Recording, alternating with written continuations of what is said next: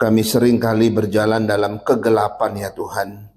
Dan ketika kami berada dalam kegelapan, kami bahkan tidak bisa melihat jalan kami yang baik.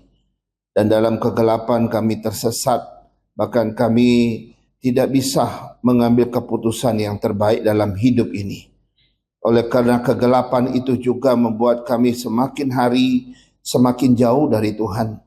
Dan bahkan membuat kami tidak bisa mengenal Tuhan dengan jelas. Dan kami bahkan juga tidak bisa memandang kepada Kristus sebagai fokus hidup kami. Karena kegelapan yang begitu menyelubungi hidup kami yang berdosa di dunia ini. Tapi kami bersyukur karena di tengah-tengah kegelapan itu ada pelita yang Tuhan berikan. Ada terang yang Tuhan karuniakan buat kami. Yaitu kebenaran firman Tuhan. Kebenaran firman Tuhan boleh menjadi penerang yang begitu luar biasa untuk membawa jalan hidup kami ke arah yang terbaik dan pelita bagi kaki kami untuk melangkah dengan terbaik bagi Tuhan. Tuhan, biarlah firman-Mu terus diperdengarkan, firman-Mu terus boleh kami renungkan, firman-Mu terus boleh diberitakan dalam hidup kami, sehingga kami terus menikmati firman Tuhan ini dan melakukannya.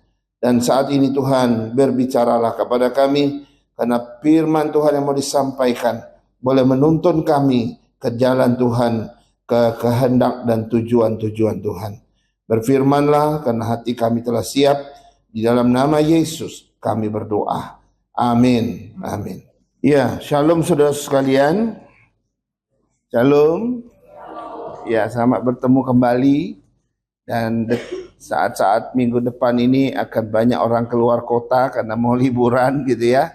Tapi kita bersyukur Tuhan masih pelihara kita dan kita masih boleh berada di tempat ini untuk menikmati relasi dengan Tuhan. Nah saudara, hari ini kita kembali melihat tema kita. Tema kita di minggu yang keempat atau seri yang keempat ini adalah tujuan adanya gereja lokal. Apa sih tujuan adanya gereja lokal gitu ya?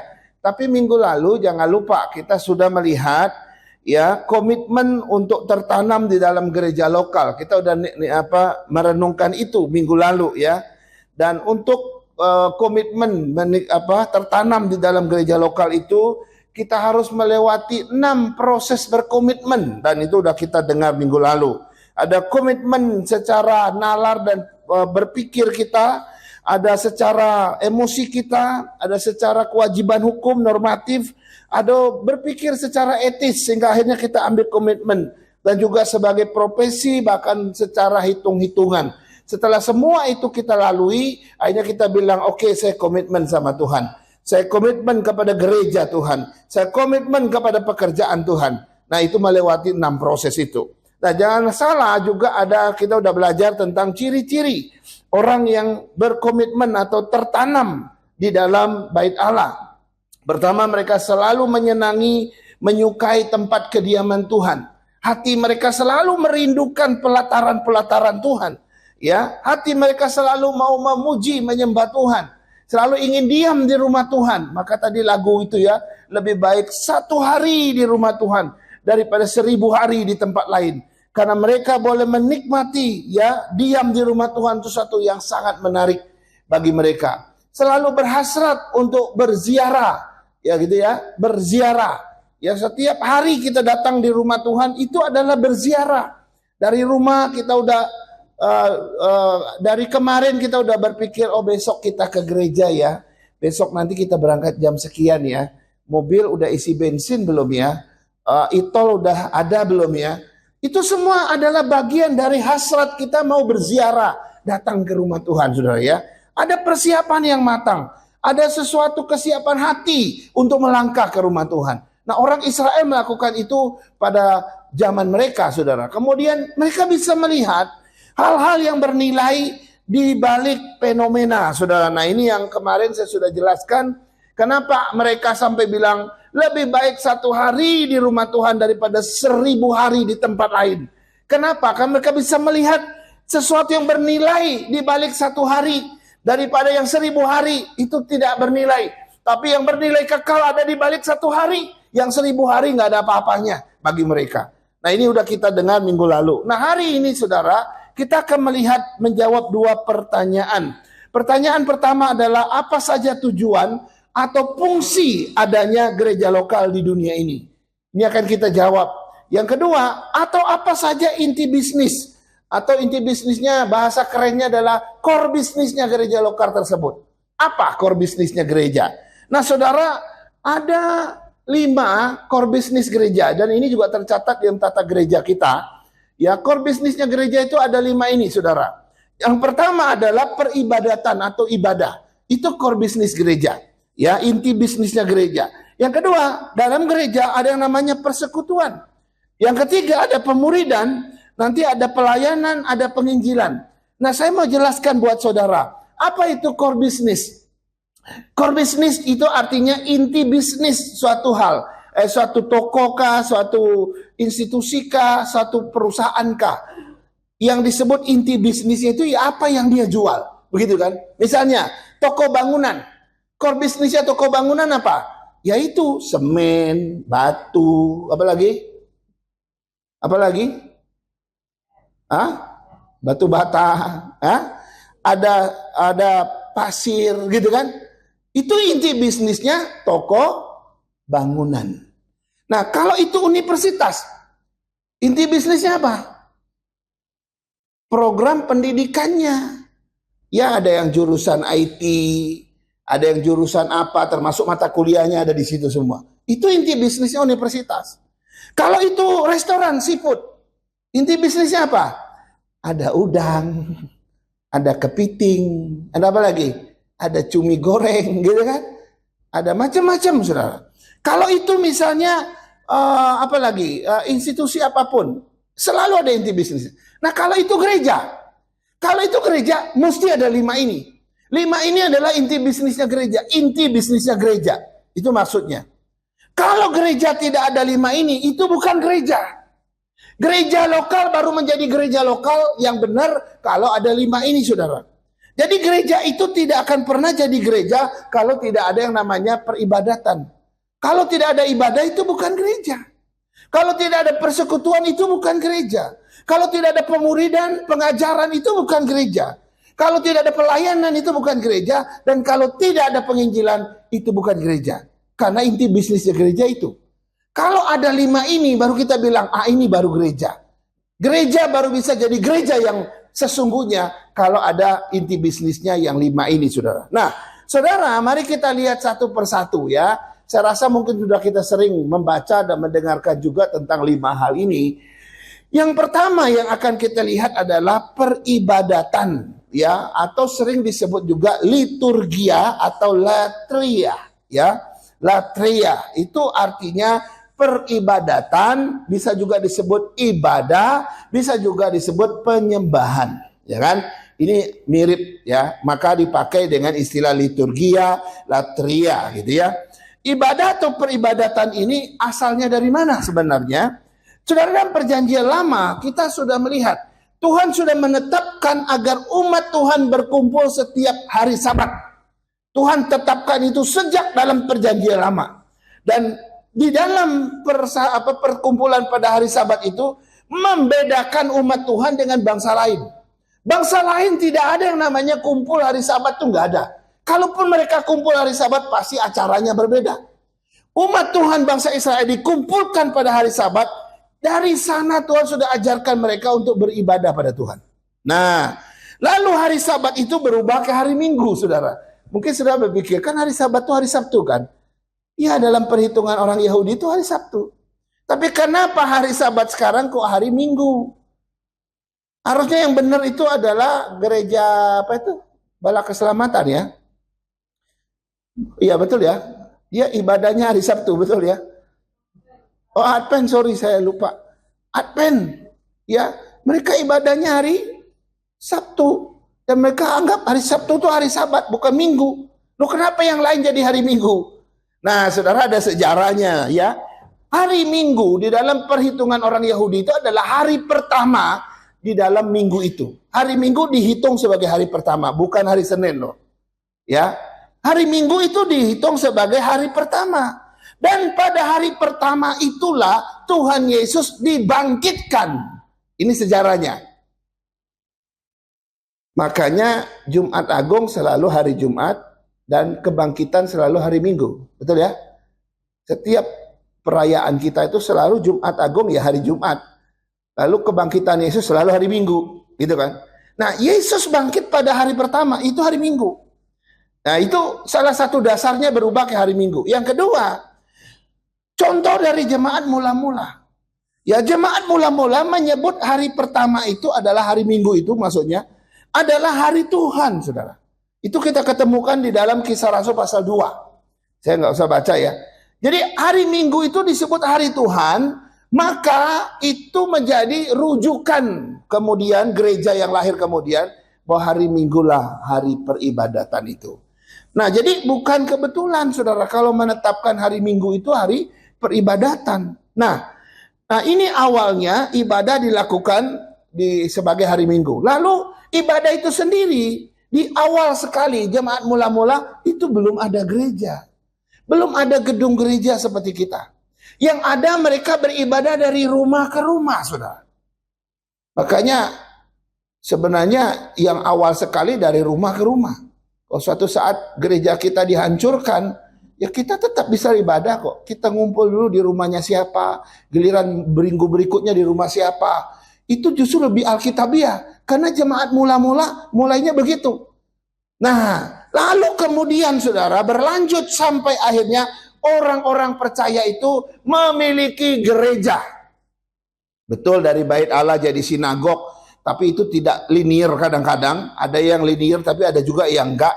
Akhirnya mereka memiliki satu pola yang namanya gedung gereja, saudara.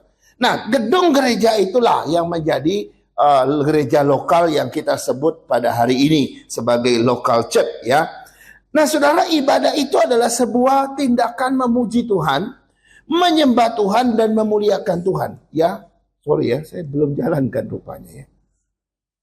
Ya, oh ya, ayatnya ini ya, nanti ntar kita lihat. Jadi unsur-unsur dalam ibadah itu apa aja? Ya semua yang kita lakukan hari ini, saudara. Itu adalah tindakan kita memuji Tuhan, menyembah Tuhan.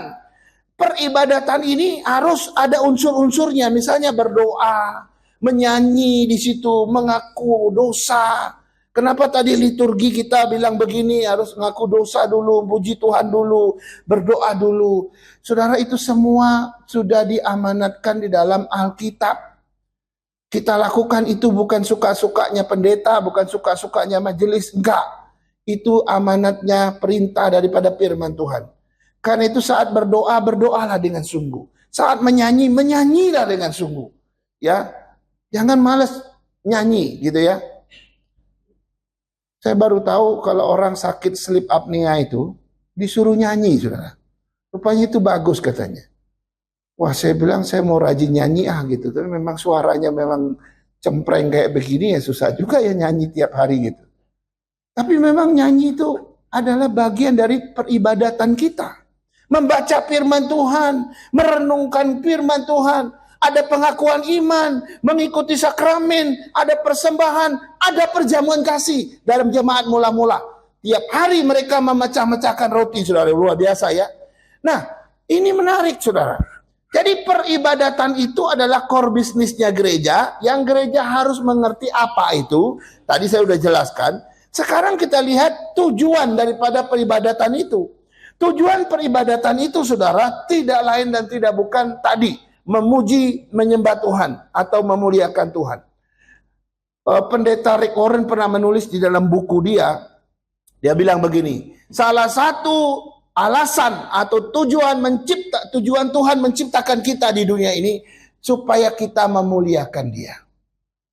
Itu dalam tulisan dia. Dan itu juga prinsip Alkitab.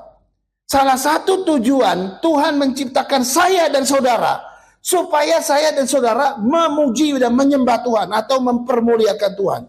Jadi memuliakan Tuhan itu harusnya adalah salah satu tujuan hidup manusia. Karena itu kalau saudara hidup sebagai manusia, mestinya engkau memuliakan Tuhan, kan begitu.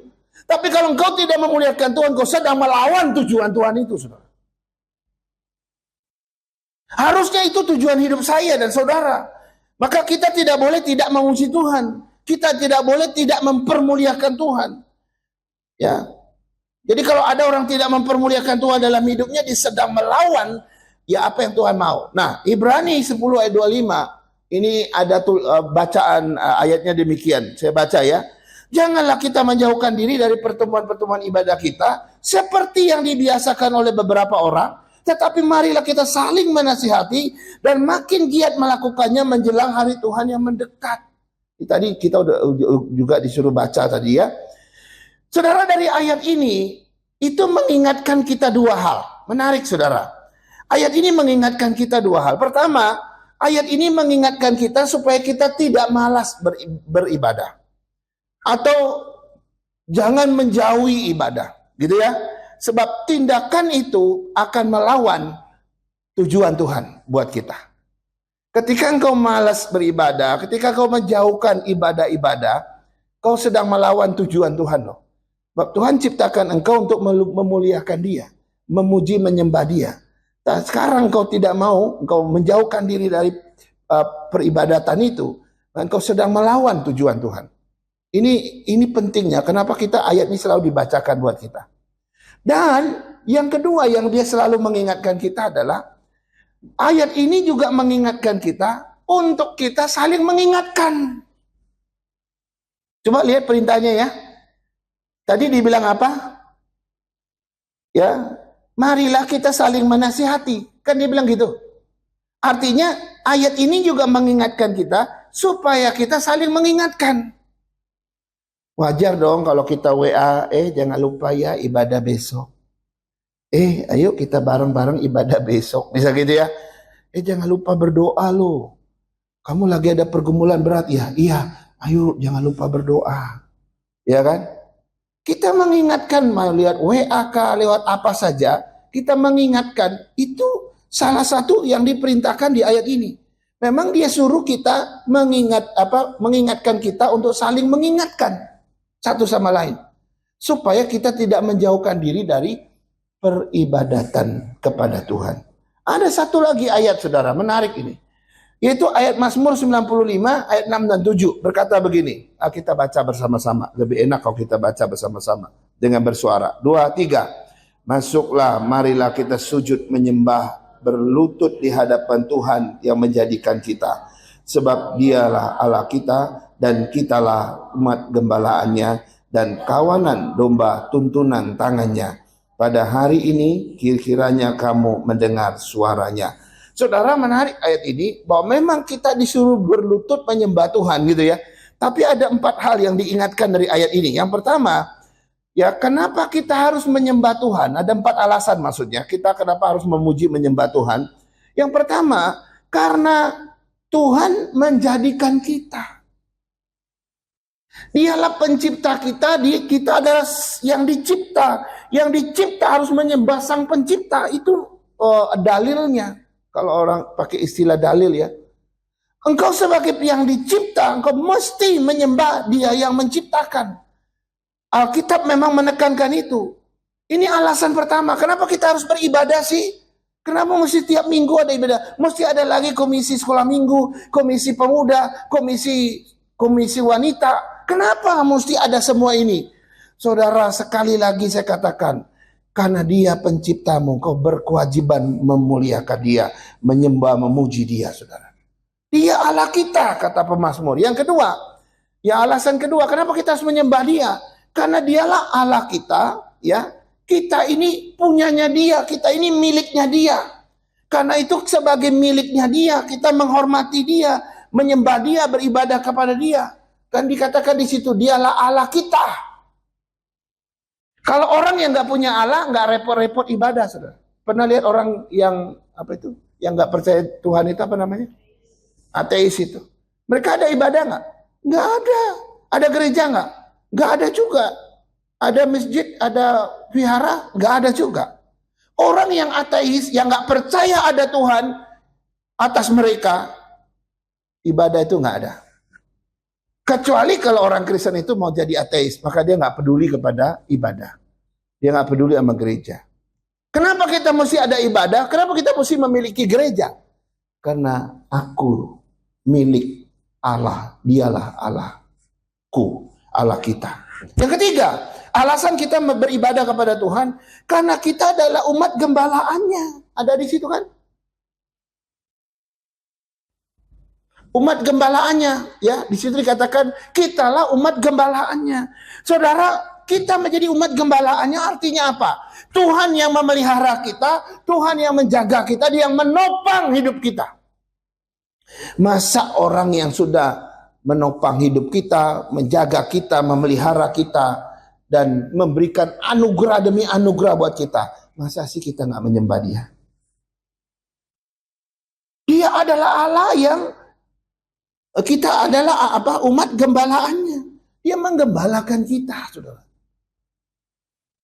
Saudara mungkin berpikir, oh menggembalakan itu yang kita paham selama ini, oh pendeta jadi gembala. Kami ini jemaat biasa, ya pendeta menggembalakan kami.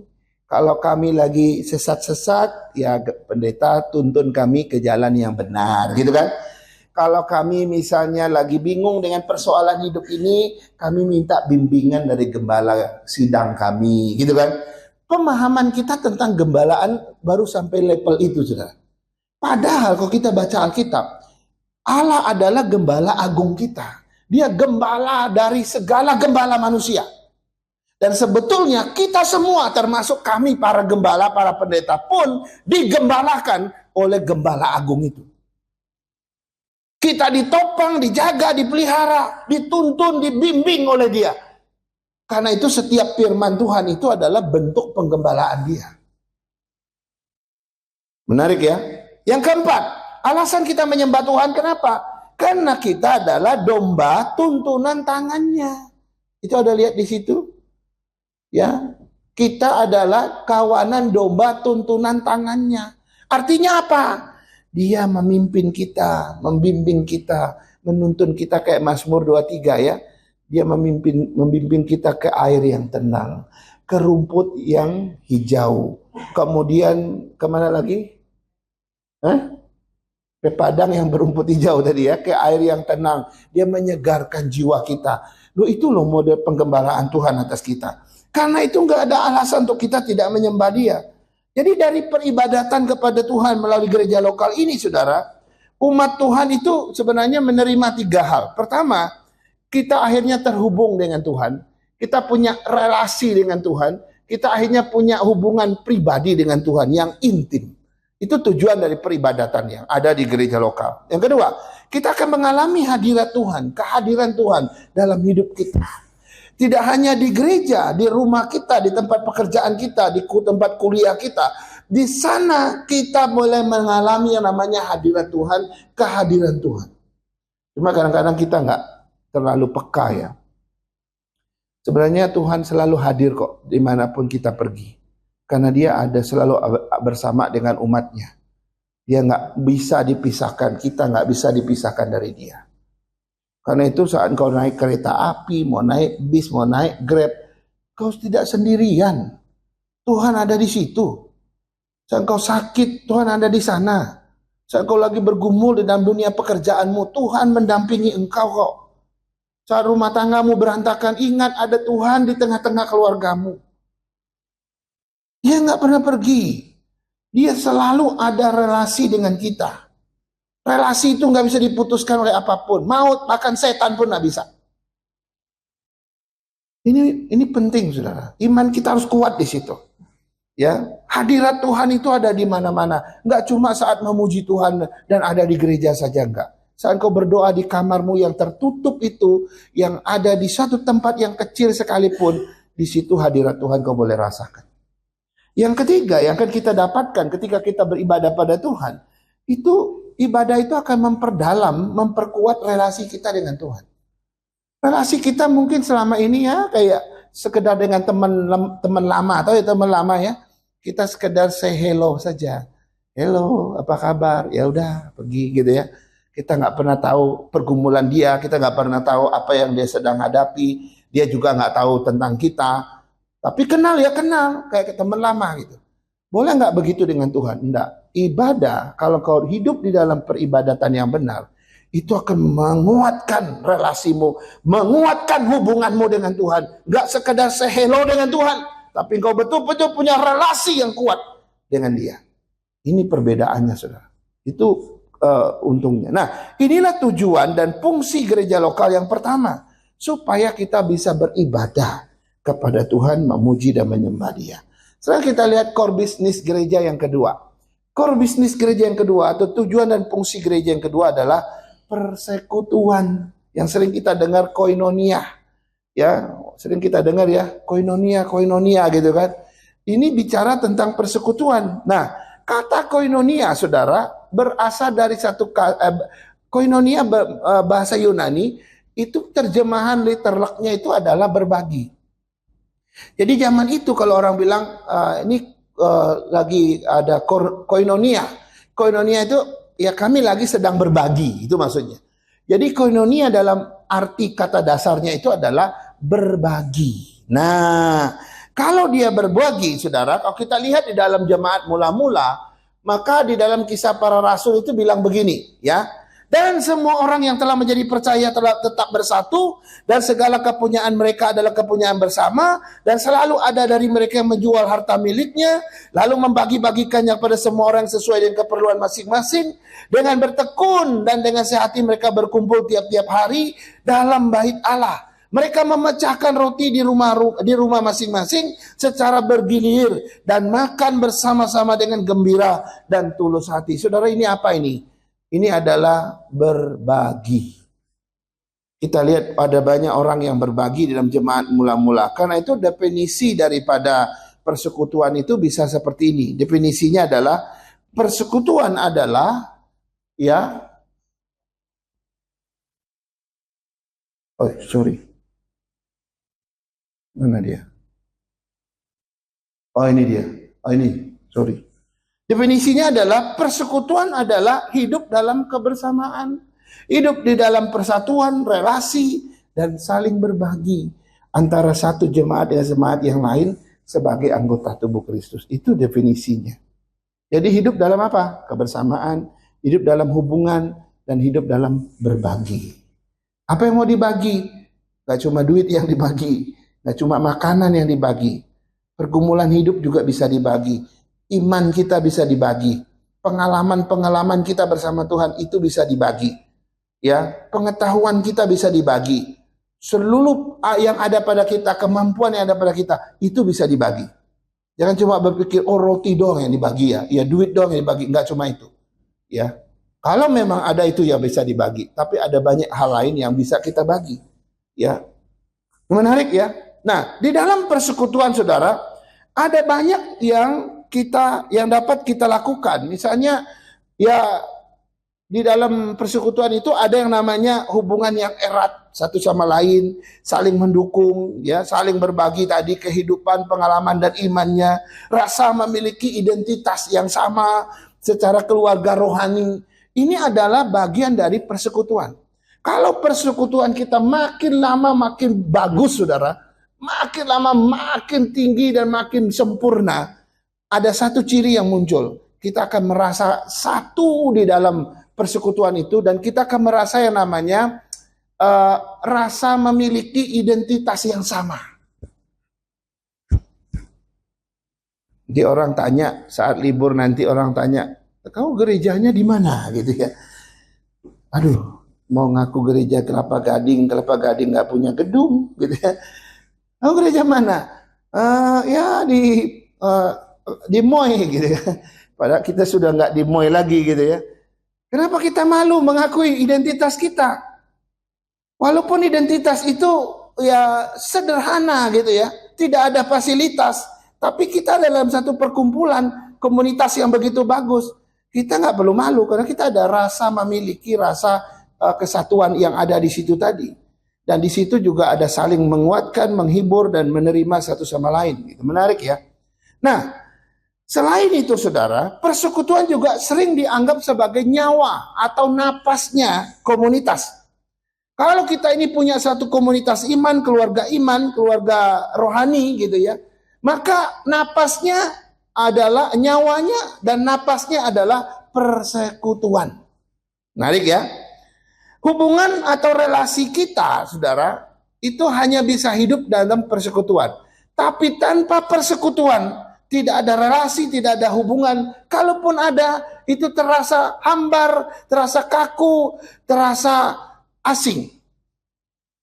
Tanpa persekutuan, komunitas kita akan lemah, rapuh, dan gampang pecah. Ini menurut prinsip firman. Tanpa persekutuan, tidak ada yang namanya pembangunan tubuh Kristus, itu nggak ada. Sebab persekutuan adalah napas atau nyawa dari sebuah komunitas. Karena itu saudara, persekutuan itu merupakan satu fakta. Ya, satu fakta setiap orang percaya itu membutuhkan satu atau orang lain dalam hidupnya. Jadi dalam persekutuan tidak bisa kita sendiri. Kita adalah anggota bagi yang lain. Kita membutuhkan yang lain untuk diri kita. Itu sebabnya saudara dalam Efesus pasal 4 ayat 3 sampai 6, ini yang kita mau baca. Oh, ini salah ini ya. Sorry, harusnya judulnya Efesus 4 ayat 3 sampai 6. Ya, kita baca bersama-sama. Ini ayat Efesus 4 ayat 3 sampai 6. Demikian firman Tuhan, sama-sama 2 3. Dan berusahalah memelihara kesatuan roh oleh ikatan damai sejahtera, satu tubuh dan satu roh, sebagaimana kamu telah dipanggil kepada satu pengharapan yang terkandung dalam panggilanmu. Satu Tuhan, satu iman, satu baptisan, satu Allah dan Bapa dari semua. Allah yang ada di atas semua dan oleh semua dan di dalam semua. Saudara, ada 7 hal yang diingatkan di sini, ya. Dia mengingatkan kita bahwa kita ini sudah diproses di dalam 8 hal. Kita ini sudah diproses oleh Tuhan untuk menjadi satu dalam 8 hal. Pertama, satu tubuh. Kita sudah diproses untuk menjadi satu tubuh, yaitu tubuh Kristus. Yang kedua, kita sudah diproses untuk menjadi satu roh juga. Kita juga sudah diproses dalam satu pengharapan. Bahwa kelak kita akan diselamatkan, dibawa ke surga oleh Tuhan. Kita juga sudah diproses menjadi satu Tuhan, satu iman, satu baptisan, satu Allah, dan satu Bapa. Jadi menjadi orang percaya yang hidup dalam persekutuan itu, saudara. Kenapa kita bisa bersekutu? Karena kita udah diproses dalam 8 hal ini. Kalau orang belum diproses di dalam 8 hal ini, mustahil orang itu bisa hidup dalam persekutuan dengan orang lain. Makanya ada lagu anak sekolah minggu. Dalam Yesus kita bersaudara. Gak mungkin kita nyanyi lagu itu lalu kita ketemu orang di lampu merah yang gak percaya Tuhan. Nyanyi ya bang ya. Lagunya apa? Dalam Yesus kita bersaudara.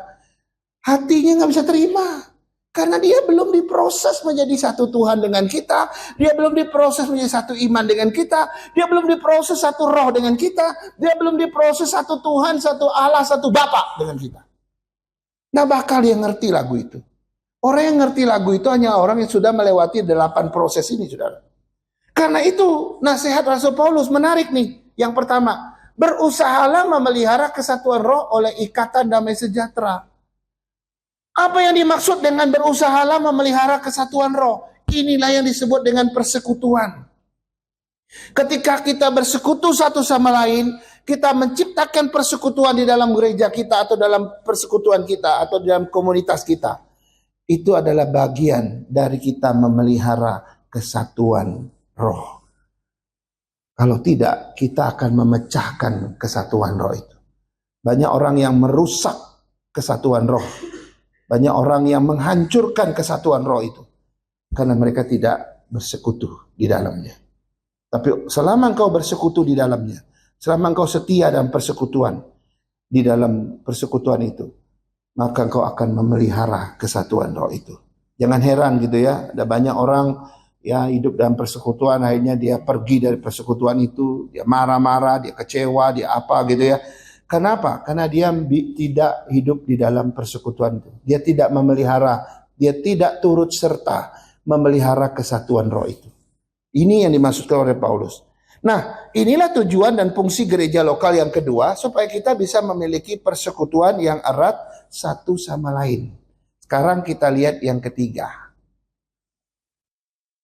Loh, Rupanya dua. Sorry ya. Yang ketiga, ya, tadi core business yang ketiga adalah pemuridan atau pengajaran. Dalam bahasa aslinya didake atau didaskalia. Orang bilang pemuridan, ya itu juga pengajaran, ya. Nah, pengajaran atau pemuridan ini sering disebut sebagai sesuatu yang paling vital di dalam gereja, ya, dalam kehidupan bergereja. Itu sebabnya Paulus berkata begini di dalam Titus 2 ayat 1, kita baca bersama-sama, 2, 3. Tetapi engkau beritakanlah apa yang sesuai dengan ajaran yang sehat. Paulus menasihati Titus, sebagai hamba Tuhan, kamu harus mengajarkan ajaran yang sehat. Ini satu perintah yang sangat tegas dari seorang senior yang bernama Paulus kepada Titus, saudara ya. Dia bilang, kamu harus mengajarkan ajaran yang sehat. Gak boleh ajaran yang gak sehat, gak boleh ajaran yang sesat. Pokoknya ajaran yang sehat berdasarkan dari firman Tuhan. Yang dimaksud dengan ajaran yang sehat di sini ada ajaran yang benar, ajaran sesuai dengan firman Tuhan. Ini nasihat Rasul Paulus kepada Titus. Nah, kata ajaran di dalam Titus 2 ayat 1 ini, itu juga disebut doktrin yang kita sering mengerti. Doktrin itu ajaran, ajaran itu doktrin. Bahasa asli doktrin itu adalah didake. Yang nanti kemudian menjadi didaskalia, yang berarti pemuridan atau pengajaran. Didake. Jadi doktrin adalah pengajaran-pengajaran dasar Kristen yang harus bersumber dari firman Tuhan. Karena itu definisinya harusnya seperti ini. Ya, saya baca ya. Definisi daripada pengajaran atau pemuridan itu adalah sebuah proses belajar dan bertumbuh dalam kebenaran firman Tuhan sehingga setiap orang percaya menjadi serupa dengan Kristus. Jadi salah satu tujuan adanya pengajaran di gereja kita supaya engkau bertumbuh, belajar berproses untuk bertumbuh dan berproses untuk menjadi serupa dengan Kristus. Amin, saudara. Amin. Nah, ada beberapa alasan pentingnya pengajaran di gereja. Ada beberapa, ya, saya tidak tulis di sana, tapi dengarin saya. Yang pertama itu pengajaran yang kita terima dari gereja atau dari institusi kita atau gereja lokal kita, itu pada akhirnya akan memimpin kita untuk mengalami kedewasaan rohani, saudara. Ya, orang percaya tidak akan pernah bertumbuh, tidak akan pernah dewasa secara rohani kalau dia tidak dapat pengajaran yang benar dari firman Tuhan. Karena itu ini suatu hal yang penting. Ajaran atau doktrin firman Tuhan itu bagaikan makanan yang bergizi, yang harus dikonsumsi oleh kerohanian kita, iman kita, sehingga kita makin dewasa, makin bertumbuh. Nah, pemazmur pernah bilang begini, ya, ia minta kita untuk selalu merenungkan Taurat Tuhan siang dan malam. Nah, apa sih pemazmur ini kurang apa sibuknya kami ya pemazmur ya? Kok suruh belajar firman Tuhan, merenungkan Taurat Tuhan siang dan malam. Emang kami nggak ada kerjaan apa? Banyak orang protes gitu ya. Ngapain sih ikut Bible study lagi? Nanti di situ ada Bible study lagi, ada PA lagi, ada khotbah juga hari Minggu. Udah hari Minggu aja lah saya dengar khotbah, yang lain saya nggak mau gitu ya. Ini kalau kita ikut sarannya pemazmur, itu siang dan malam loh saudara. Kenapa ini penting? Karena tadi itu akan membawa kita bertumbuh menjadi dewasa dan serupa dengan Kristus. Makanya kita penting mendengarkan khotbah, Bible study, ya, firman Tuhan, renungan-renungan, penting sekali. Yang kedua, ya, apa pentingnya pengajaran? Yang kedua, pengajaran itu akan menjadi penangkal terhadap ajaran-ajaran sesat. Sehingga kita tetap sehat dan terhindar dari kesesatan. Ini penting. Jadi ini seperti penangkal. Di rumah ada penangkal petir ya. Ada gedung-gedung tertentu orang taruh penangkal petir di situ. Penangkal petir itu tujuannya apa? Supaya kalau terjadi petir menyambar di situ, itu dinetralkan oleh penangkal itu. Karena dihubungkan sampai ke dalam tanah gitu ya. Tapi kalau penangkal itu tidak ada, sekali disikat sama petir, itu bisa hancur rumah kita. Pohon aja bisa terbelah, apalagi rumah. Itu penting sekali penangkal petir. Nah, ajaran, pengajaran, doktrin, pemuridan di dalam firman Tuhan itu seperti penangkal terhadap ajaran-ajaran sesat.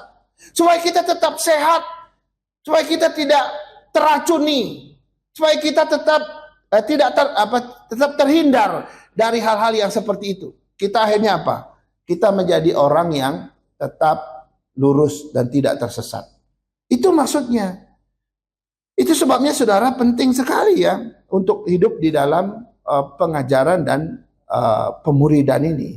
Nah, gereja kita walaupun tidak maksimal, tapi kita bahkan ada Bible study ya, yang umum setiap Kamis. Kita juga ada Bible study di komisi-komisi, khususnya komisi wanita dan komisi pemuda ya. Kenapa? Karena tidak semua pemuda juga ikut, wanita juga nggak ikut di umum. Ya, tapi nggak apa-apa, biar berjalan masing-masing saja. Biar mereka boleh memahami firman Tuhan menurut konteks mereka masing-masing. Seperti itu, saudara. Nah, inilah tujuan dan fungsi atau core bisnisnya gereja lokal yang ketiga, supaya kita dapat pengajaran dan pemuridan yang sehat dari gereja, dari firman Tuhan. Sekarang kita lihat yang keempat. Ya, core bisnis yang keempat adalah diakonia atau pelayanan. Nah, saudara, kita sering salah memahami yang namanya pelayanan. Ini saya sedikit membuka paradigma kita ya. Kita sering berpikir pelayanan itu cuma sebatas kegiatan-kegiatan yang kita lakukan di gereja. Misalnya jadi WL di ibadah, jadi singer di ibadah, jadi pemain musik di ibadah, jadi penyambut tamu, jadi kolektan, jadi soundman, jadi apa lagi? Jadi melayani dengan konsumsi. Kita pikir pelayanan itu sebatas itu. Sebenarnya bukan itu, saudara. Dan kalau kita memahami pelayanan sebatas itu sempit sekali dan dangkal sekali. Pelayanan yang dimaksud sebagai diakonia itu sedikit lebih jauh, saudara. Nah, apa itu? Coba kita lihat ini. Ini adalah definisinya. Ya, pelayanan itu adalah segala tindakan kasih dan tindakan kepedulian kita yang nyata terhadap sesama. Baik orang-orang yang berada di dalam gereja maupun orang-orang yang berada di luar gereja. Itu definisi pelayanan yang sebenarnya. Namanya juga diakonia. Yang mestinya tindakan kasih kita, tindakan kepedulian kita. Kita peduli dengan seseorang dalam gereja kita mungkin karena dia susah atau sedang mengalami musibah. Atau mungkin dia sedang mengalami satu pergumulan yang berat. Atau orang di luar gereja kita yang kita tahu dia susah hidupnya gitu ya. Dia mungkin miskin, ya sesekali kita bantu gitu ya. Kadang-kadang kalau ada berkat lebih ya kita beri sedikit walaupun sedikit tapi sudah menghibur dia. Kayak begitu. Itu pelayanan, saudara. Jadi bukan sebatas kegiatan di gereja, kegiatan pelayanan yang kita mengerti di dalam gereja. Sehingga umat Tuhan ketika hidup dalam pelayanan, umat Tuhan itu akan menjadi berkat bagi dunia. Kita akan berdampak bagi dunia, menjadi berkat bagi dunia. Oh, dunia terlalu besar ya. Ya bagi orang lain, bagi masyarakat di mana kita berada, kan begitu. Tanpa pelayanan, saudara, mohon maaf ini, tanpa pelayanan, kita hanya akan berkutat dan berputar-putar di dalam tembok gereja. Ini sesuatu yang perlu dirisaukan. Nah, Tuhan Yesus ya pernah mengutus 12 murid ke seluruh dunia, sudah. Tujuannya apa? Supaya mereka melayani. Dan Yesus mengutus kita juga. Setelah mereka diutus, semua orang percaya diutus. Dan yang menarik, ketika Tuhan mengutus kita, Dia tidak mengutus kita dengan tangan kosong. Tuhan Yesus justru memperlengkapi kita dengan berbagai hal. Yaitu dengan berbagai kemampuan karunia rohani. Ya, dan tidak ada alasan lagi bagi kita berkata, saya nggak bisa melayani Tuhan. Tidak, karena saya sudah kasih kamu perlengkapan, kamu harus lakukan dan kerjakan. Saudara, bulan depan tema bulanan kita nanti adalah spiritual gift, karunia rohani. Saya rasa kita perlu mendalami itu untuk sambungan daripada gereja-gereja yang sudah kita bahas dari 2 bulan terakhir atau 3 bulan terakhir. Jadi dia memperlengkapi kita. Sama kayak tentara, perang kamu ya, perang kamu. Tapi tentaranya bilang senjatanya di mana? Oh, nggak usah pakai senjata, kamu tangan kosong aja. Wah, itu namanya bunuh diri, sudah. Waktu pemerintah bilang perang kalian, lawan itu negara sebelah. Wah, itu diperlengkapi dengan senjata, dengan bom, dengan tank, dengan apa lagi, dengan pesawat tempur. Semua diperlengkapi. Tuhan Yesus melakukan yang sama. Waktu dia suruh kita melayani dunia ini, di dunia ini atau di mana saja, dia juga sudah memperlengkapi kita. Cuma sayangnya, senjata-senjata yang Tuhan kasih buat kita simpan, kita diamkan, bahkan kita lupakan. Sehingga kita tidak melakukan apa-apa. Kita tidak benar-benar terjun ke medan pertempuran. Ada satu ayat yang harus kita baca, Roma 12 ayat 4 sampai 8. Kita baca bersama-sama dengan bersuara. 2, 3. Sebab sama seperti pada satu tubuh, kita mempunyai banyak anggota, tetapi tidak semua anggota itu mempunyai tugas yang sama. Demikian juga kita, walaupun banyak, adalah satu tubuh di dalam Kristus. Tetapi kita masing-masing adalah anggota yang seorang terhadap yang lain. Demikianlah kita mempunyai karunia yang berlain-lainan menurut kasih karunia yang dianugerahkan kepada kita. Jika karunia itu untuk menubuat, baiklah kita melakukannya sesuai dengan iman kita. Jika karunia untuk ayat 7, ayat 7. 2, 3. Jika karunia untuk melayani, baiklah kita melayani. Jika karunia untuk mengajar, baiklah kita mengajar.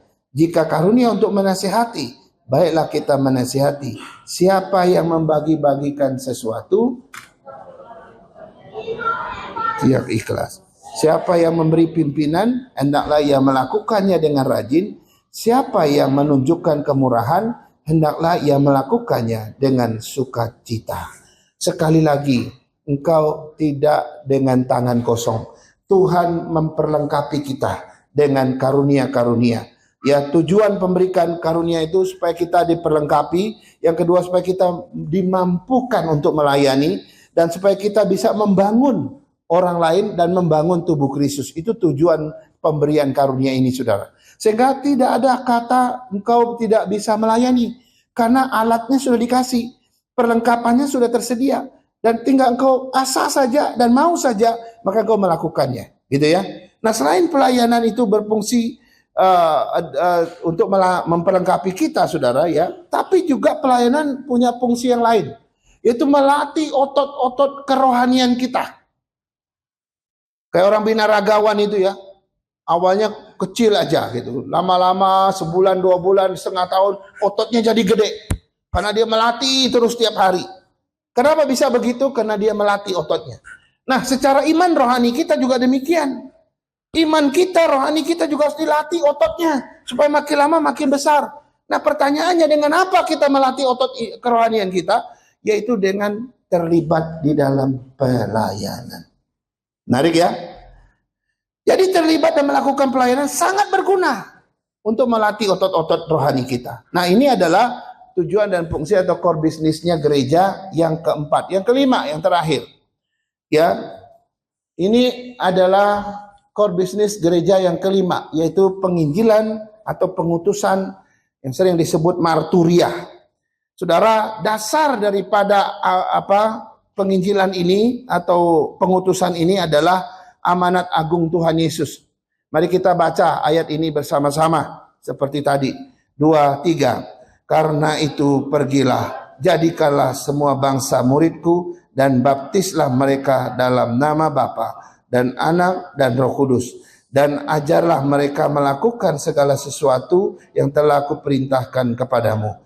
Dan ketahuilah, aku menyertai kamu senantiasa sampai pada akhir zaman. Saudara, amanat agung itu sama dengan perintah. Amanat sama dengan perintah. Kalau ini sebut amanat dari Tuhan Yesus, maka ini perintah dari Tuhan Yesus.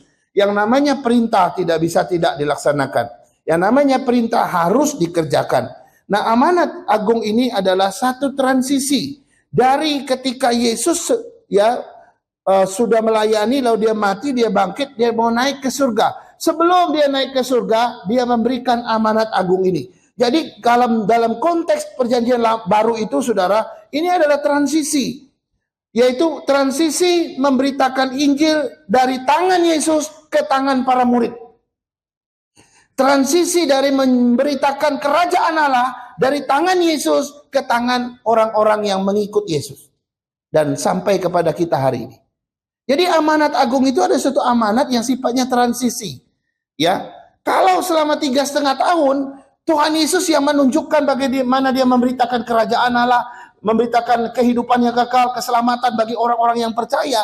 Begitu dia mati, dia mau naik ke surga, dia kasih tanggung jawab itu tidak lagi di tangan dia. Dia kasih kepada para muridnya.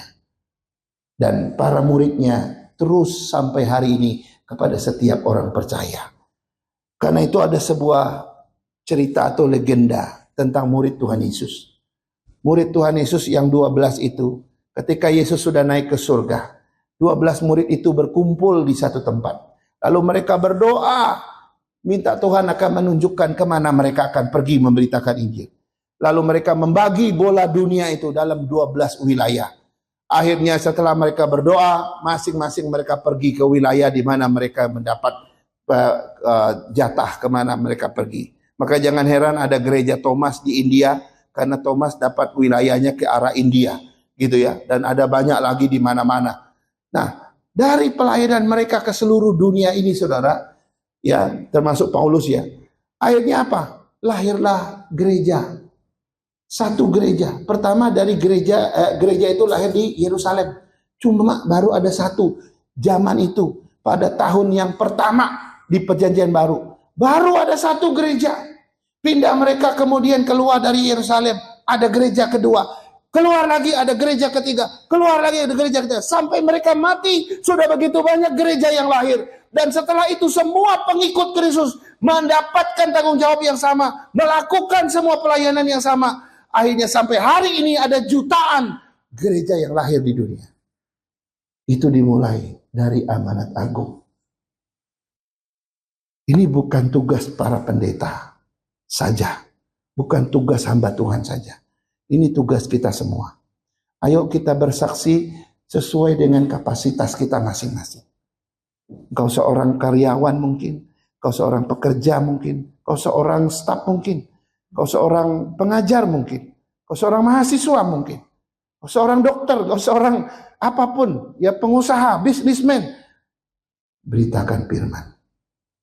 Beritakan Yesus. Jangan lalai. Karena nanti waktu Tuhan Yesus datang, kita semua akan ditanya, apa yang kau buat bagiku? Dan kita semua akan mempertanggungjawabkan perbuatan kita di hadapan Tuhan. Salah satunya adalah, apakah kita sudah memberitakan Injil kepada orang lain. Saudara, mari kita berdoa sungguh-sungguh untuk tugas ini. Ya, kita mau terlibat di dalam pelayanan penginjilan, baik secara pribadi ya maupun secara lembaga. Kita serahkan diri kita kepada Tuhan. Minta Tuhan menunjukkan 1 orang, 2 orang dalam 1 tahun untuk kita dekati, untuk kita bina relasi dan hubungan dengan dia dan menyampaikan Injil kepada dia. Nah, inilah 5 daripada core bisnisnya gereja. Dan core bisnis gereja ini, saudara, adalah menandakan bahwa gereja itu adalah gereja yang sejati. Mari kita berdoa. Tuhan Yesus, terima kasih. Kami bersyukur boleh mendengar sebagian dari firman Tuhan. Kami ada di gereja lokal ini bukanlah sebuah kebetulan.